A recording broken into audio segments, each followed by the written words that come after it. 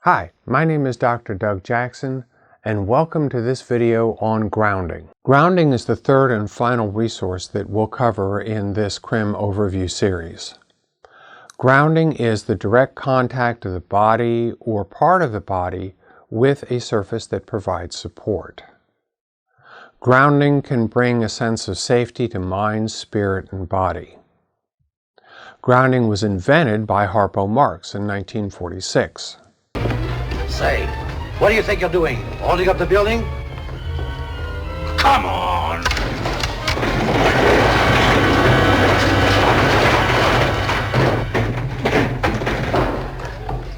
Okay, maybe Harpo didn't invent it in 46. If anybody's going to get credit for inventing grounding, I suppose it should be our good buddy Isaac Newton and his good buddy, gravity. Gravity being what it is, we almost always are being supported by something, and therefore have an opportunity to turn that into grounding by bringing our attention to the contact between ourselves and what's holding us up. Gravity is why we don't go floating off into space after all, unless of course you're jumping off a 10-meter platform, at which point you are not grounded, but you probably are having a lot of fun. Do you remember in the Qigong exercise how I talked about how stable the horse stance feels? Sometimes the horse stance is referred to as a tree stance because it feels like you're planted into whatever surface that you're standing on. There are all sorts of ways to experience grounding. Standing, sitting in a chair, swaddling is actually a form of grounding. Weighted blankets are real popular right now. That's a form of grounding. Anything that supports us, that we bring our present focus to so that we can feel that support, is potentially grounding. Pressing against a wall or garage door is a pretty easy way to demonstrate grounding. Now notice the leg position here because this is going to reduce strain on the back. But taking a position something like this, I'm going to press hard into the wall and I'm going to keep pressing for like 20 seconds or so. And then release. This sort of exercise can reduce stress, it can even lower blood pressure. I teach CRIM skills to adolescents in juvenile justice centers, and this is not a good position to teach to a kid who's involved with juvenile justice, because this is actually quite likely a trauma trigger for that kid. This is something like the position that kid probably had to take when he got arrested. But that's not a problem, because these are very versatile tools. We can just turn around and press with our legs and our arms against the wall and get much of the same effect, plus I don't have my back turned to anybody. Planks are real popular these days. That would be another way of grounding.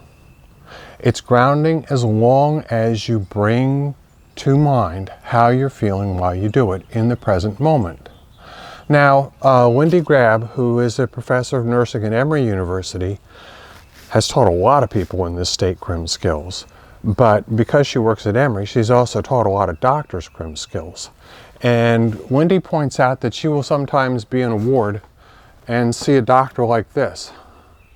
Now, most people on the ward think that the doctor is just kind of leaning against the wall. But Wendy knows that doctor's actually grounding.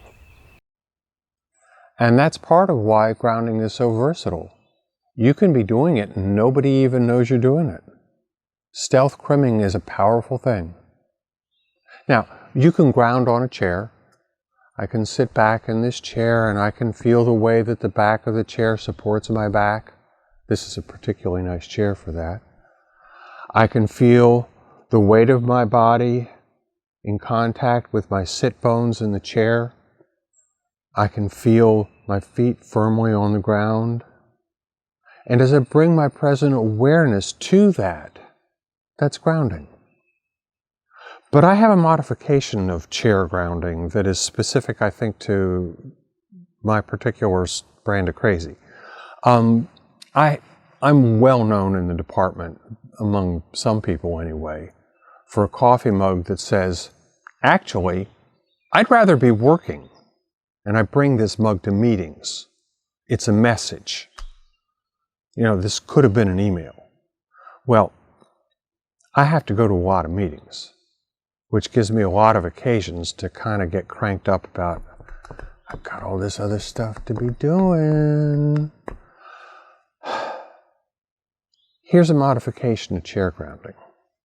Now, imagine the table's coming in about like this, so nobody can see the bottom of the chair. So while I'm sitting there listening to this person for the 14th time go over the same point, take a breath, and I take the bottom of the chair and I pull up hard on it. See, I'm using the push against the door routine, but instead I'm pulling against the chair. And I do that for a good 20 seconds or so. With my best poker face on, nobody knows what I'm doing. And I feel some sense of release. Now, truth to be told, being present in the present moment and not perseverating about all the other stuff that I want to get done would make that meeting go a lot faster too. Napping can be grounding. As long as you're in that present moment between being thoroughly awake and actually being asleep. This is part of the Qigong pose of frog in repose. And it's very grounding. Hand washing. Hand washing has become the universal symbol of how to prevent getting COVID-19. And apparently, it's absolutely impossible to wash your hands too often. If you don't wash your hands again, you're going to die. Jeez. I mean, washing your hands has become somewhere between tedious and a trauma trigger. What if we made it a crim skill? Do you have a favorite inspirational saying, a favorite passage from a book, from the Bible, from the Torah, from the Quran? Do you have a favorite thing that somebody told you once that really sticks in your mind and just warms your heart, and you remember it word for word? After extensive research, I can tell you there are no inspirational sayings that are less than 20 seconds long. The object here is to find something that's really dear to you and use this as an opportunity to bring that feeling so vividly to mind that it's in the present moment with you. And that we use that energy as a time to recommit, reconnect to the present moment. Now, as it turns out, I'm a Buddhist, and Buddhists have got a lot of lists. Most of them are really long. This is the second shortest list I know, and it's the 4 immeasurables. The 4 immeasurables are happiness, compassion, joy, and peace.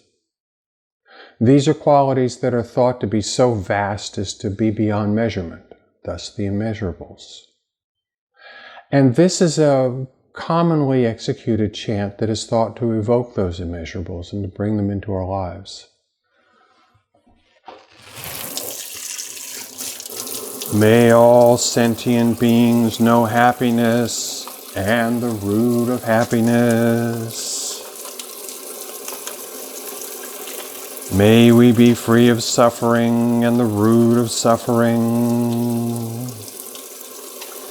May we know that great happiness that is devoid of suffering.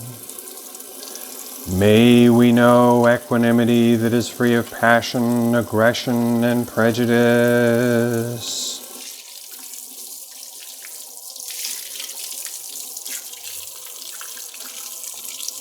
Or maybe it's just an opportunity to still your mind for a moment. See what bubbles up. Maybe something will bubble up that was really meaning to you before, but has a different meaning all of a sudden, given the context that we're facing. When I was a kid, and I found myself with a problem, which, being a kid was pretty often. My dad used to always say, to my constant and complete irritation, "Doug, a problem is just an opportunity waiting to be stood on its head."